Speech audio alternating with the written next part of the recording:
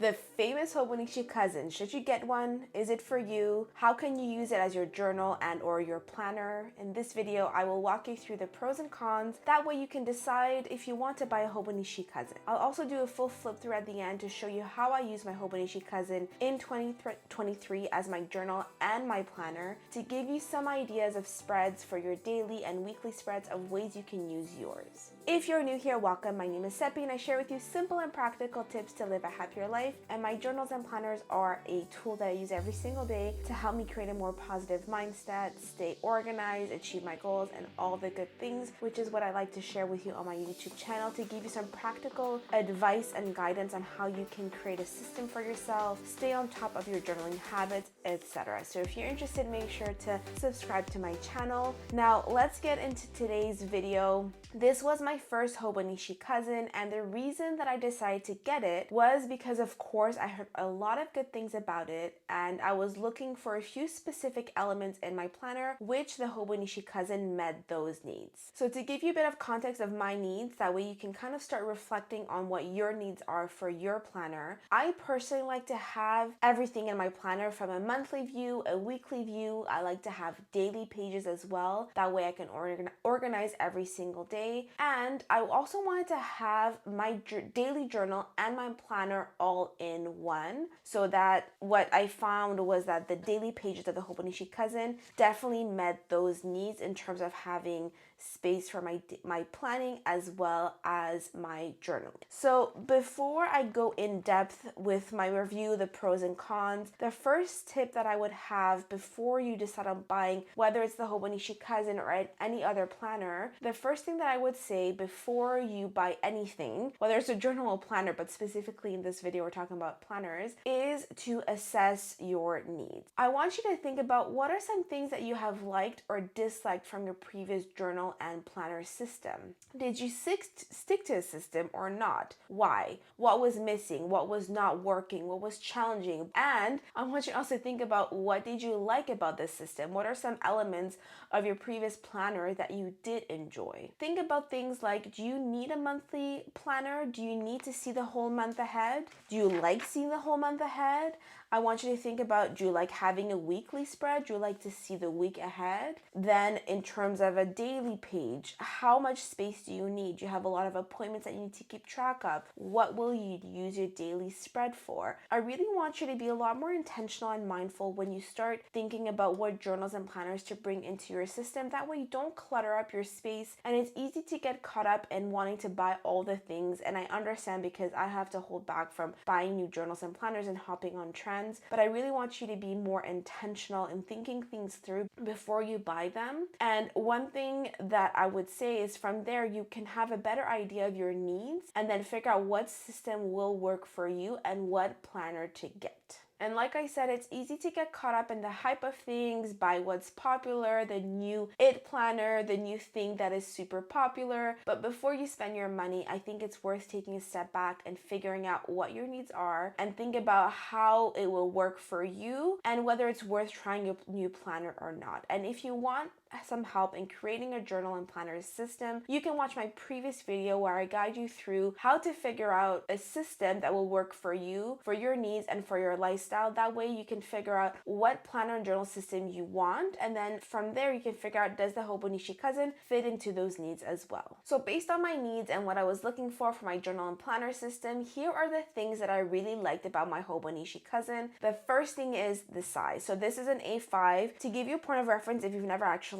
seen the Hobonichi Cousin, it's the same size as the A5 medium bullet journal from Leuchtturm. So this is an A5 size. And what was great about this size is that I had enough space for my weekly spreads for it not to feel really cluttered. And at the same time, I felt as though for my daily spreads, I had enough space to do my journaling and to do my daily planning as well. So as you can see, and as I mentioned before, one of the things that I really wanted is to have a planner and a daily journal. That way, if one day I just want to pull out one item from my stationery stash, it would just be this one. And I had my weekly plans, I had my monthly plans. So I had the monthly plans, the weekly plans, and then I can organize my day, and I can also do my daily journaling if I just wanted to stick to it. So that's definitely a big pro, depending on your needs and what you want to use it for, your weekly spreads and especially your daily spreads. The size of it is really good, that you don't feel as though you have to squeeze in a lot into one page. The size is definitely one thing that I really like. The second thing that I really liked, and I don't know if you can tell from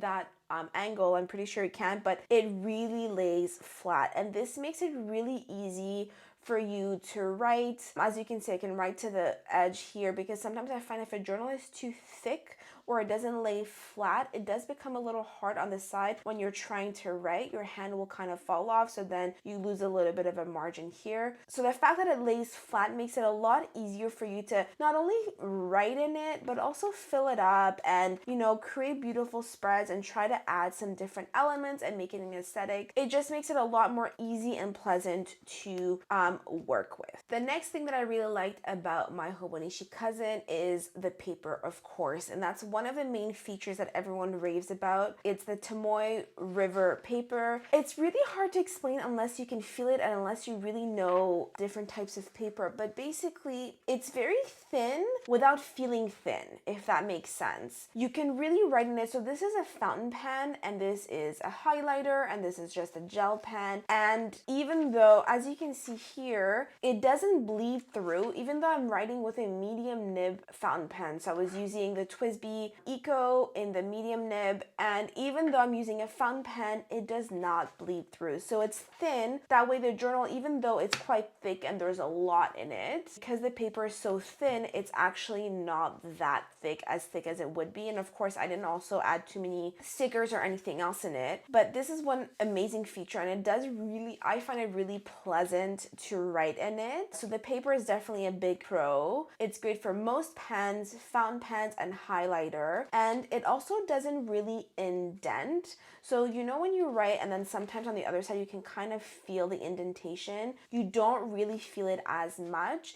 And in my new Hobonichi Cousin for 2024, I've also purchased I think they're called a writing board that I put under here. And that way I feel the indentation even less on the other page. So some people love it, some people hate it. I think that the paper is amazing, and someone like me that loves fountain pens and highlighters and everything else, it really holds up the test of time and it doesn't bleed through, so it makes just the whole experience a lot more pleasant. Other thing that of course I love about the Hobonichi Cousin is that you have many different page options. So from the get-go, you have an overview of the whole year. So you have the calendar, you have the previous year, which can also be helpful, and the next year. Then you have the year at a glance, so you have every single month and a line for every single day. Then you have your monthly overview, which is very simple. There's space on the side, there's space at the bottom. Then you have your weekly pages where you have the time going from 5 a.m. to 4 a.m. So it's the full day here.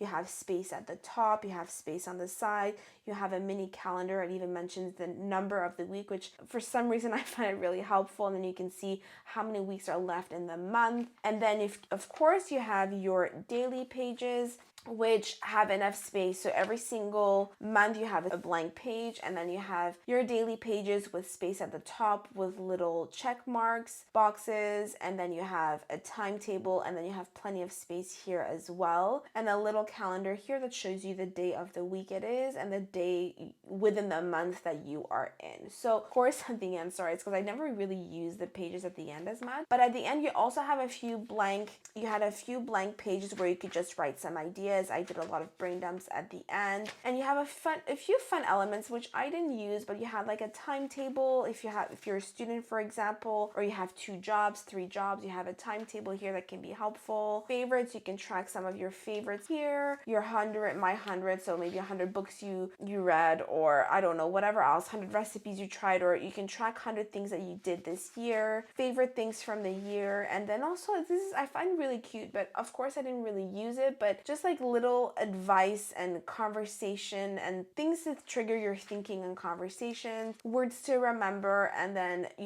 things to check off. So for example, if you have a tracker, if you wanted to do something specific, so every single day you want to do yoga or journal, then you can use this page for that. Gifts to track what you gave or what you received, and addresses. This is like a mini version of an address book. So there are a lot of page options which I think are versatile enough for you to create a system within the Hobonichi Cousin that works for you. And at the same time, which leads me to my next thing that I loved about the Hobonichi Cousin, is the layout of the pages. So more specifically, the subtle grid paper and elements. So like I had mentioned here, you had a little boxes to check mark things, you had a little schedule. So this is for the daily pages, and even the weekly pages, it's grid paper, you have the schedule, you have space on the side. So there are some guidelines about how you can use the different pages, but it's light enough to allow for you to create spreads and a system that works for you. So for example, if you don't want to use a schedule, it's really not that big of a deal to kind of write over it or to just cover it up. If you don't want to write your priorities here, for example, I would sometimes write my gratitude in the morning and write daily gratitude here. So it's flexible enough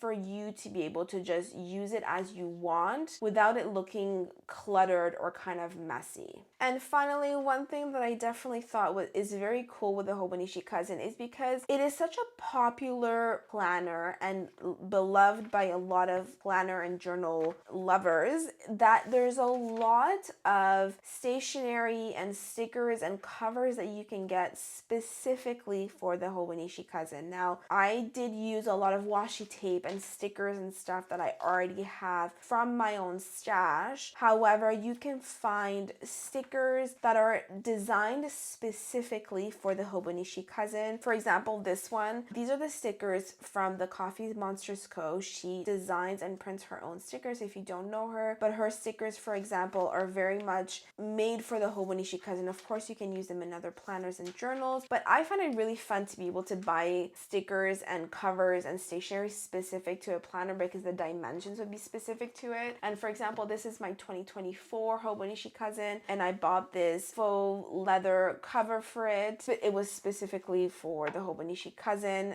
and I just find that really fun because you can customize your planner to your own style, your own aesthetic. It just makes the experience of planning every single day a lot more enjoyable and a lot more fun. Here are the things that I didn't like or that I could see could be an issue for some when it comes to Hobonichi Cousin, and I hope this is going to be helpful for you to think through whether these might be challenging for you as well. So the first thing that I would say is that the weekly pages, even though the size is a pro in some ways, it can also be a con. So for example, the weekly spread, if you follow people on Instagram or YouTube that use the Hobonichi Cousin, they use their weekly spread. I've seen a lot of it, and honestly, it's so fun to watch and see how beautiful the spread looks at the end. But they use the weekly spreads for tracking their memories. So they will progressively throughout the day or at the end of the day write down everything that they did throughout the day. They had a coffee date, they had a coffee shop, whatever. So at the end of the week, this is kind of like a way to keep their memories. And I think it's really great, but it didn't work for me. I tried doing it, I just could not keep up with it because you have to keep in mind, and this is why it's so important to think about your system and what your needs are, because I also use the bullet journal system, and I've used this bullet journal system for, I'm at 8 years at this point, and my bullet journal is actually where I do my memory keeping. So this is where I do my memories. I write down the things, the small good memories. So then it became redundant for me to track everything that I did in a day and then do the same thing, write the good memories in my bullet journal. And then at the same time, if I'm realistic, I have a 9-to-5 job. During the day, during the week, I don't really have anything interesting happening for me to write. So this is why, again, thinking through what your needs are. What do you need a planner? What are you going to put in it? How many other journals you have? And I really would encourage you to watch my previous video to help you think it through, because I guide you through a process and ask you specific questions on how to figure that out. But then you can figure out what your actually needs are. And maybe you do want to have an all-in-one, and your Hobonichi Cousin, the weekly spreads will just become for your memory keeping, and that's okay as long as you're thinking it through. Because I do find, because of the size size, going back to the point that I was trying to make, it does become a little overwhelming because I don't like wasting things. I don't like things, and I'm sure you've seen it before, you've noticed it. I have some empty pages, and that really bothers me because I feel like it's such a waste of money and also stationery because it is such a beautiful product. So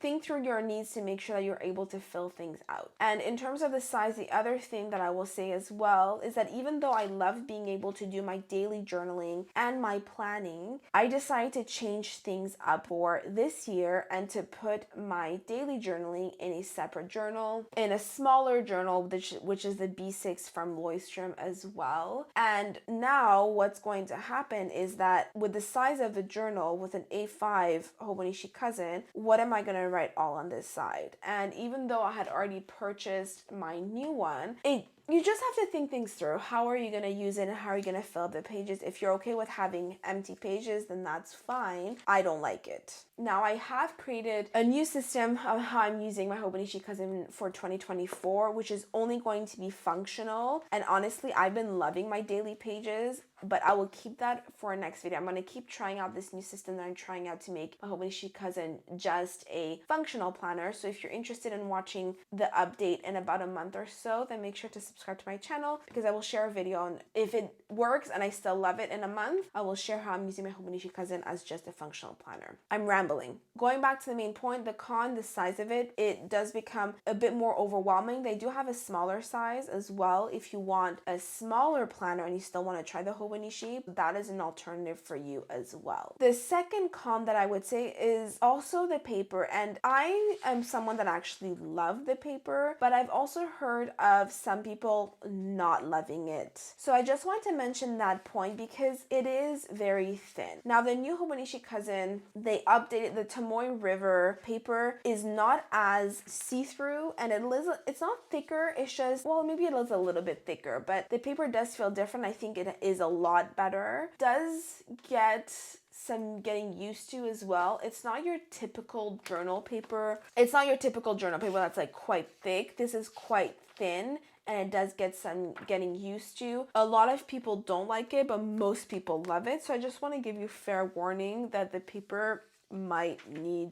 some getting used to. Another con that I have to mention, that it isn't the cheapest planner to get into. If you're into stationery and journaling and you want to have a nice experience, you want to jump on the excitement that is the Hobonichi Cousin, which there is a reason why it is so popular, it is worth the price tag because it makes your experience of using your planner a lot more enjoyable, which also means that you're more likely to actually stick to the habit. But if you're only getting into planning, then perhaps investing in a Hobonichi Cousin might not be the wisest, especially as your first planner, because you might want to try different planners, different layouts to see what works, what doesn't work, what you like and what you dislike, because you might find out that you don't need a daily page, or you might find out that you don't want a weekly spread. So I think trying out maybe less expensive planners might be a bit more of a better choice and a better use of your money. And the next con that I will mention is maneuvering the planner. Because there's a lot of different pages and different spreads, it did become a little bit annoying at times to flip between the monthly spread, the weekly spread, and then the daily spread. And this is also based on how I use my daily planner. So the way that I do it is that every single month I plan out the month ahead to get a visual of what's going on. Then every Sunday I sit down and I plan the week ahead to see what's going on. That way I can adjust my workouts, or if I know that something is busy, then I can just adjust the week ahead. So then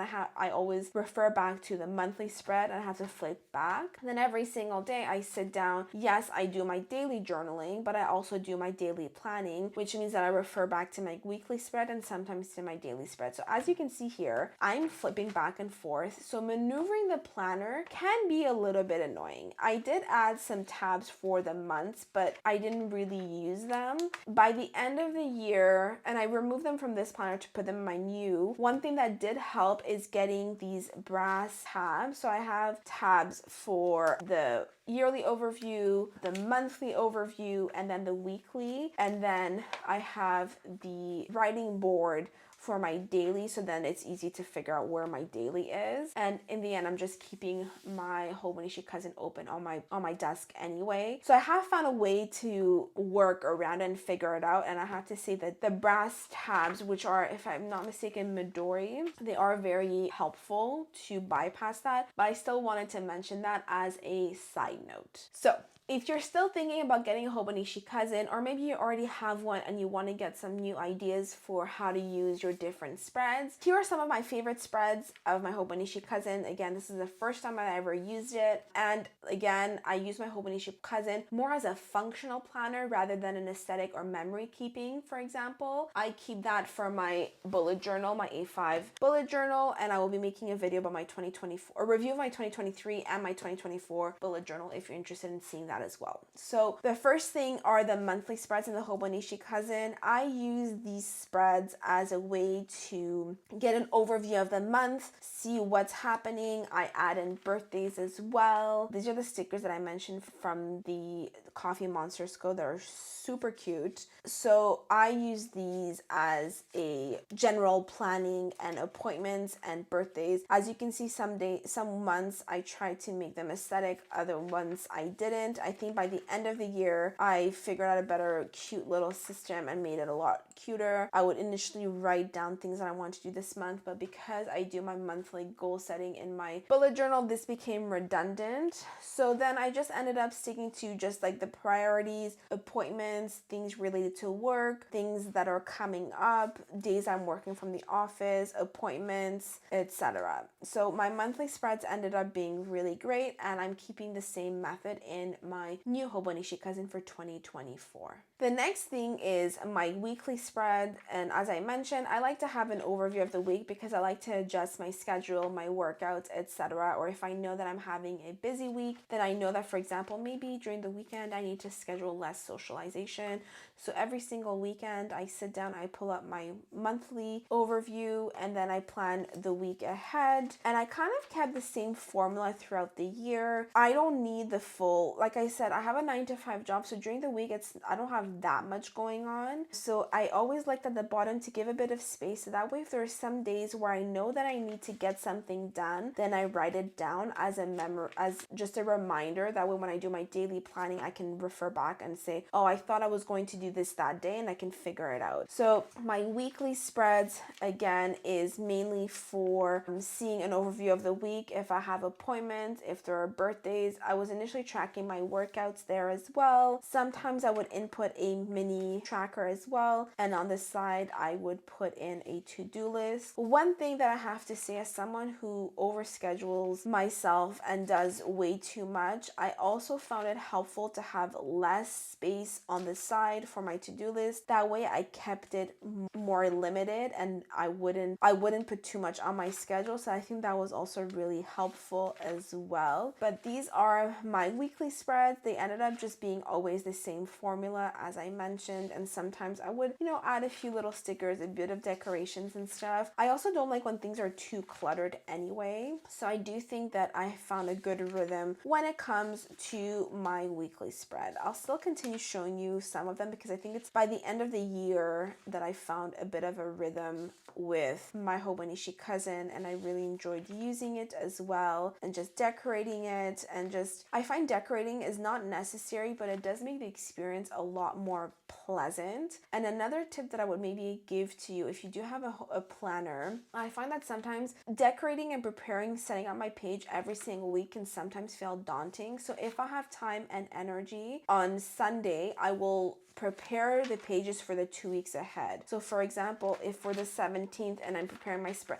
actually I've done this for these two, if you can see it's the same style. So on Sunday I had sat down and I prepared the spread. So it was just the stickers and writing these things down for the 2 weeks ahead, just to make it a little bit easier. So batch preparing your planner as well is just a little tip that I found was really helpful. So this is the daily spreads, and again, I also find a bit of a rhythm by the end of the year on how I wanted to use it. I started off the year, this was my first time using the Hobonichi Cousin, not really knowing how to use it and how to fill up the whole page. I only ordered my Hobonichi Cousin mid-January, but or actually I only received it in February. But as you will see, the first pages, I was just trying to figure it out. And this is one thing that I mentioned, that even though the size is great, it can also be to your detriment. So just bear that in mind. I did not know how to fill up the pages. Then I started doing my daily journaling in here instead of my bullet journal, and I kind of like that. So I started finding a bit of a rhythm of what I wanted to do. Started using some blank pages that I didn't use. I would just write, brain dumps or to-do lists. Or some days I didn't have anything going on where I didn't want to schedule anything, like on a Sunday, and I would just use it for my daily journaling. So the way that I plan is that every single morning I sit down and I first do my daily journaling to check in with myself, see how I'm feeling, see how I'm doing, and then I flip back to my weekly planner to see what's going on today, what do I have to do, what did I think that I would accomplish today, and then I plan the day ahead. I also like to separate my to-do list from my business. I have a 9-to-5 job and a business, and I try to stay active, stay fit, etc. So I try to separate all of these things into categories as well. That way during the day I know what I have to do for like life, for work, for whatever else, and then in the evening when I have my time to myself, I can work on my business. So that's kind of how I was using the daily spreads. I'm going to flip to the end, and this is also a little side note to remove some of the perfectionism that not all pages are going to be beautiful. This, yes, it annoys me, but it's just it's just a reality of life. Some pages are going to be empty, some pages are not going to be aesthetic, some pages are just going to be a packing list or brained up. So I just want to give you a full, honest look into what an actual planner looks like. Yes, I have some spreads that are more aesthetic, but others that are not. So by the end of the year, like I said, I had figured out a rhythm, and I had also decided that I was going to try and incorporate more art spreads like this. I ended up doing it more in my bullet journal, but like I said, I do enjoy making my spreads look pretty because it does feel fun and exciting to look at a spread. And I also want to use up my stationery because I have a lot of washi tape, a lot of different stationery. I want to be more mindful of actually using it. And so this is how I use my daily spreads, and I really love it. But like I said, the 2024 Hobonichi Cousin is going to be different. So I will do a separate video to show you how I've changed the system of making my Hobonichi Cousin just a functional planner and no daily journaling. Like I said, I will make a video about my 2024 Hobonichi Cousin and how I plan to use that as a functional planner. Let me know if you have any questions about my Hobonichi Cousin, or whether you would like to see how I plan and organize my week or my day. If you saw my 2024 planner lineup, then you know the thought process behind how and why I changed how I'm using my 2023 Hobonichi Cousin to my 2024 Hobonichi Cousin to make it more just of a functional planner. So if you want to watch that video, then I will leave the link above for you as well. And in my next few videos, I will show you my 2023 bullet journal and my 2024 bullet journal, and share more tips about the bullet journaling system as well. Thank you so much for watching. I'm sending you a lot of love. Bye for now.